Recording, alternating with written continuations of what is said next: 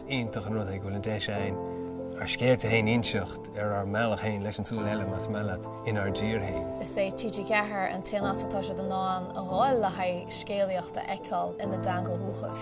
An gailing agus í a chluisint I gnáis gonáin agus náir féin gailing ní ramar a caint níos mó fé na text agus fiúgan í lá nús tá sé chuna just boring tí mílína caint fé ach mar just an leabhart fé an ná rudaí.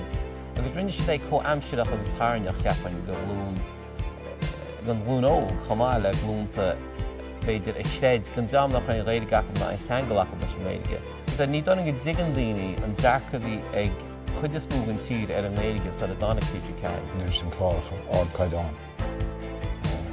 Go bhíonn ceardúlacht agus snás agus sin rud nach raibh duine súilis le bliain.